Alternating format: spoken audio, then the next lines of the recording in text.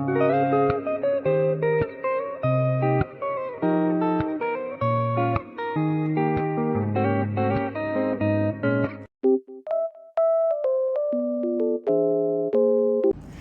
guys, welcome back to my channel. So today I akan diinterview oleh DJ Koyum, iaitu dari Tower FM. So nantikan video saya selepas ini.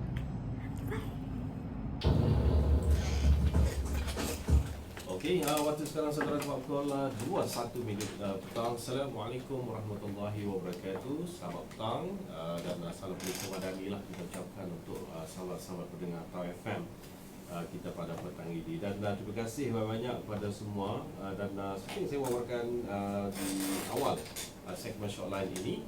Pada petang ini kita bersama-sama dengan tetamu undangan kita ya, dan kita bersama-sama kali ini bersama Hospital Tawau.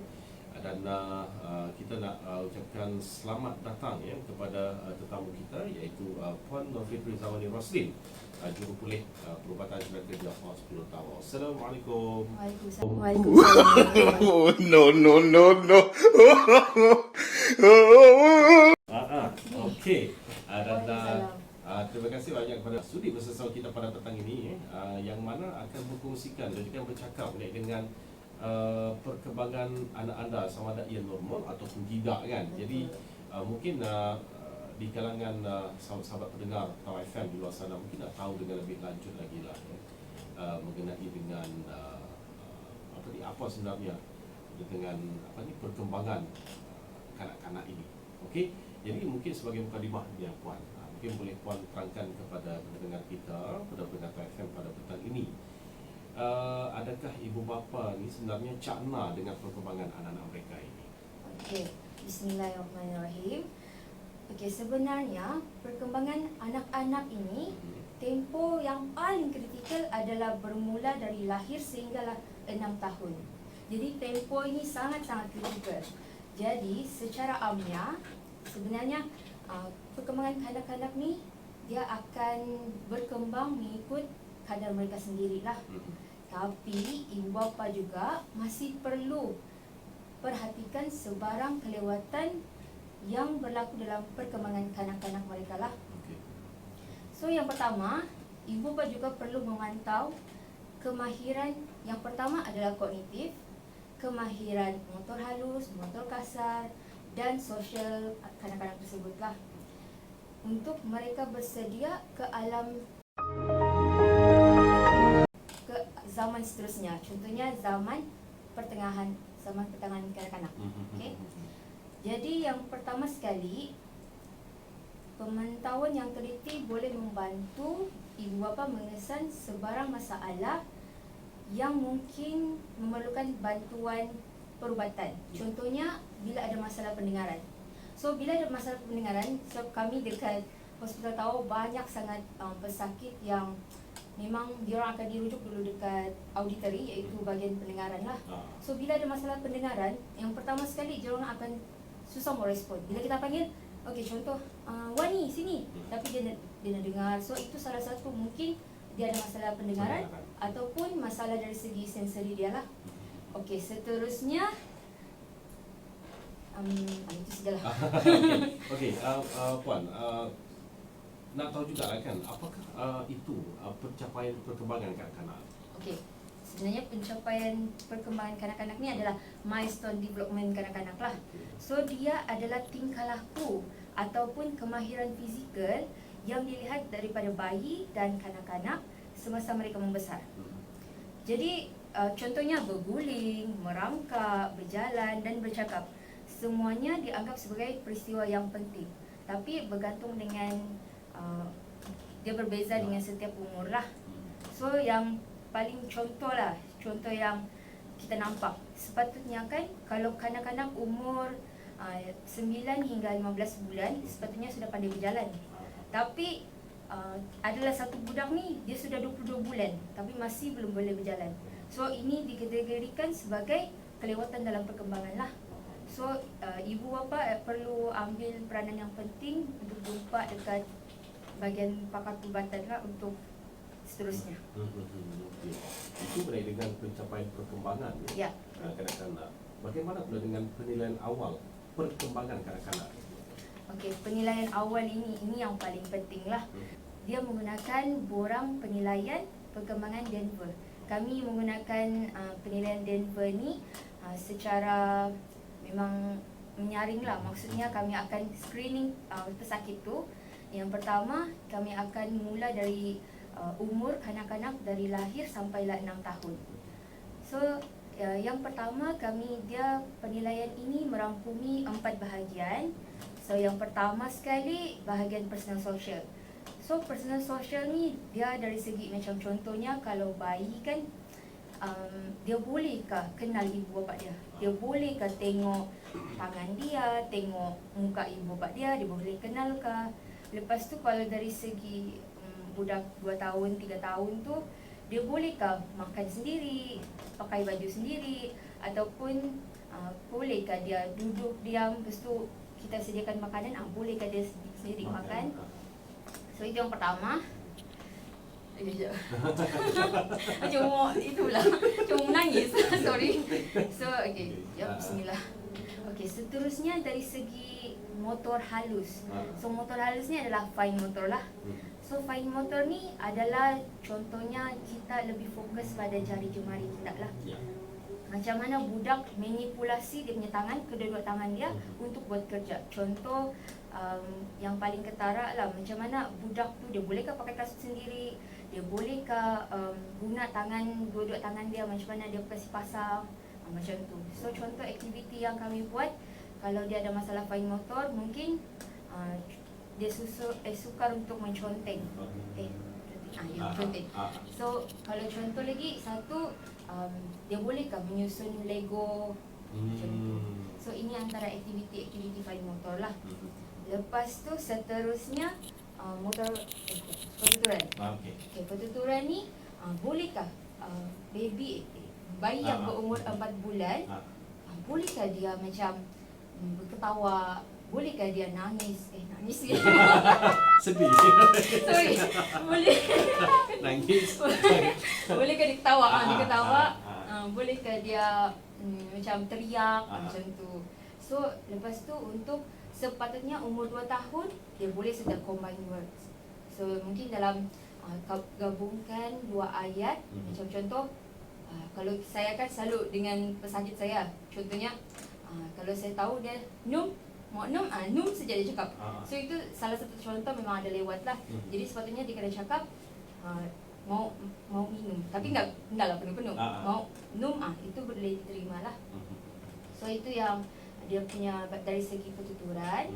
Untuk dari segi motor kasar melibatkan anggota badan yang besar lah. Contohnya cara menendang, bolehkah budak tu baling bola, bolehkah budak tu pergi sambut bola. So ini antara yang kita perlu capai untuk dia punya bahagian motor kasar lah. Okey.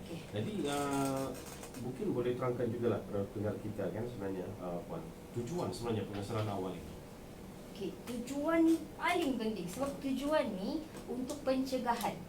So pencegahan dan intervensi seawal yang mungkin.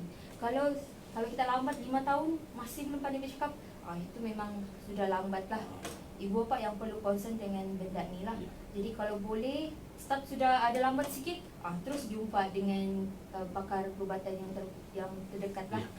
So yang pertama, kami di unit pemulihan cara kerja, kami menyediakan salah satu perkhidmatan seperti early intervention program. So early intervention program ni penting, dia adalah sistem sokongan dan pendidikan untuk kanak-kanak yang berusia daripada umur 2 hingga 6 tahun. So ini lebih kepada kanak-kanak yang mempunyai cabaran atau kelewatan dalam perkembangan sejak lahir lah. Ini lebih kepada contohnya memang pesakit kami lah, yang kalau ada Down syndrome, cerebral palsy ataupun autism. Okey, itu sajalah. Okey, jadi tanda amaran red flag semula bagaimana Puan dalam perkembangan kanak-kanak ni? Tadi Puan telah kongsikan dia dengan motor kasar, motor halus, pertuturan dan bahasa, juga sosial dan juga bermain tu kan. Jadi mungkin ada red flags yang mungkin ibu bapa di luar sana perlu ketahui? Okey, ini red flags yang paling penting. Warning sign untuk ibu bapa. Yang pertama, dari segi motor kasar, tidak boleh merangkak untuk bayi. Itu salah satu kan. Yang kedua, lambat berjalan yang saya cakap tadi lah. Dalam mungkin dia ada masalah keseimbangan, and then dia dapat berlari. Itu salah satu. Lepas tu dan seterusnya mengalami masalah membalik ataupun menyambut bola. So dari sana mesti dia ada masalah dari segi keseimbangan badan dia macam mana. Dia boleh ke eye hand koordinasi. Macam mana dia mau sambut bola, macam mana dia mau fokus. Itu kita kena ambil peduli lah. Okay, yang kedua, motor halus. Sukar menggunakan jari jemari untuk memegang objek dan juga manipulasi objek. Contohnya macam aktiviti treats and beats. So treats and beats ni adalah kali dan ada satu blok yang ada lubang. Bolehkah budak tu dia ambil tali masukkan dalam lubang tu? Macam itu. So dia ni aktiviti macam tali kasut lah, ikat tali kasut. Bolehkah budak tu manipulate tangan dia, kedua-dua tangan dia. Kadang-kadang pesakit saya lah, ramai yang saya buatkan, kadang-kadang yang diorang kasih masuk berjaya, tapi selepas diorang tarik tali tu tak dapat. So macam memang ada masalah daripada fine motor lah, maksudnya motor halus. So seterusnya kesukaran untuk menyusun blok, contohnya Lego. Contoh sini, kalau sepatutnya umur 15 bulan, sepatutnya dia pandai sudah susun blok tu 4 cube.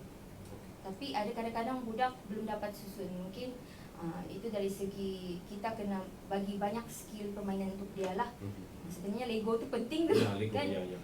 Lepas tu seterusnya kesukaran untuk memegang pensel. Okey, ini yang paling penting untuk persediaan untuk sekolah. Maksudnya dari segi menulis lah. So menulis ni sebenarnya adalah dari kalangan budak kanak-kanak tu. Ada yang macam pesakit saya yang umur 8 tahun masih belum boleh menulis. Dia tuliskan, dia punya pegang pensel tu macam ni. So banyak kita mau buat lah. So sepatutnya macam ni kan. Jadi masih dia punya pergerakan apa ni, dia pegang pensel tu masih immature lah, belum matang lagi. Okey, seterusnya dari segi pertuturan dan bahasa, tidak memberikan respon terhadap sekeliling. Kita panggil dia dah dengar. Kita macam panggil yang paling kuat pun dia dah dengar. Kecuali kita sentuh dia. Itu salah satu masalah lah. Yang kedua, lambat bercakap. Tapi kadang-kadang mentaliti kita orang-orang dulu lah, dia orang macam okey, kalau budak lelaki nak pandai bercakap, nak apalah, nantilah pandai-pandai lah dia orang macam tu kan, macam yang nanti bila besar pandai tu. Tapi kita kena abai, maksudnya kena peduli pasal ni. Bukan kita nak payah macam nak payah peduli lah, kalau lelaki kena peduli semua. So yang kedua, jargon, bahasa yang tidak difahami. So mungkin anak-anak diorang lebih suka bahasa alien lah kita cakapkan. So yang seterusnya, kesukaran mengikuti arahan yang diberikan. So ibu bapa yang sekarang ni perlu peka lah, bila dengar macam ada macam pelik sikit, dia ikut dengar apa ni daripada kartun ke YouTube kan. Itu kena cepat-cepat jumpa dengan pakar perubatan lah. Seterusnya yang terakhir sosial dan bermain. So bila dia kurang berminat untuk bermain dengan kanak-kanak, satu, bermain dengan bahagian permainan. So dari sana kita tahu dia ada menunjukkan skill permainan yang tak betul lah, ya. So ibu bapa kena tegur, kena bagi tahu apa sepatutnya macam ni. Permainan macam ni cara dia. Okey, contohnya bola masukkan dalam satu bakul, contoh game dia. Tapi dia main bola tu dia susun. Itu salah sudah. Skill salah sudah. So yang seterusnya, kesukaran untuk menunggu giliran. Okey, ini lebih kita nampak dari segi main di taman permainan lah. Kadang-kadang kalau kita nampak budak yang tiba-tiba main radu sekejap kan, itu mesti ada masalah dari segi perkembangan lah, mungkin daripada sosial ni. Okey, jadi itu antara red flags ya. Terutama sekali bapa luar sana tolong ambil perhatian dengan perkongsian oleh puan tadi dengan masalah-masalah dalam perkembangan kanak-kanak tu. Itu antara sign awal dia. Jadi adakah jumlah kanak-kanak yang mengalami masalah perkembangan ni masih sama atau meningkat? Okey, untuk banyak sangat peningkatan jumlah pesakit kanak-kanak yang dirujuk ke unit kami meningkat sebanyak 3 kali ganda 3 kali ganda. daripada tahun sebelumnya. So boleh kita nampak sekarang menunjukkan ramai sangat kanak-kanak yang ada masalah dari segi perkembangan ni. Di sekarang ni dah di tahun ni. Jadi mungkin ada cara lah Puan kongsikan untuk mengatasi sebenarnya kelewatan perkembangan kanak-kanak. Okey, yang pertama sekali memanglah mendapatkan nasihat pakar pediatrik ataupun pakar perubatan. Jika ada sebarang kelewatan ataupun macam ada beberapa bulan dia lambat tu, cepat-cepatlah jumpa dengan doktor. Jadi bagi mengetahui sama ada anak anda mempunyai sebarang masalah perubatan ataupun perkembangan antara dua tu. Okey, yang seterusnya ibu bapa juga perlu ambil langkah-langkah ini untuk membantu anak anda memasuki peringkat zaman kanak-kanak seterusnya, iaitu zaman pertengahan kanak-kanak. Okey. Zaman pertengahan ya. Ya, betul. Okey. Ini akhir sekali lah Puan, jadi mungkin ada harapan lah berkaitan dengan perkembangan kanak-kanak ini. Okey, sebelum saya akhiri topik saya berharap agar ibu bapa di luar sana lebih peka dan lebih mengetahui saluran yang tepat Ya. untuk anak anda. Jadi saya sangat berharap jika ibu bapa menyedari kelewatan dan perkembangan anak-anak tanpa menafikan. Jangan menafikan ya. Tetapi segeralah berjumpa dengan yang lebih pakar, contohnya doktor pakar di hospital atau tidak kira hospital kerajaan ataupun swasta. Okey. Jadi terima kasih banyak kepada tetamu kita pada petang ini ya, iaitu Puan Nur Fitri Zawani, iaitu Jurupolis Perubatan Cara Kerja Sulawesi sudi berkongsikan kepada kita semua dengan perkembangan kanak-kanak ini ya. Jadi adakah perkembangan anak anda normal ataupun tidak, terpulang kepada diri anda semua, terutama sekali pada ibu bapa di luar sana ya. Anak anda tanggungjawab anda. Jadi pastikan anda mengambil iktibar dan juga mengambil sedikit ilmu yang dikongsikan oleh tetamu kita pada petang ini dan aplikasikanlah di rumah anda. Terima kasih sekali lagi kepada Puan Nur Fitri Zawani sudi bersama kita pada petang ini, dan insyaAllah berpanjang rezeki akan bersua lagi lah pada masa-masa akan datang. Jangan ke mana-mana saudara. Saya akan kembali selalu bersama anda selepas ini dan Cruz FM, stesen pilihan anda.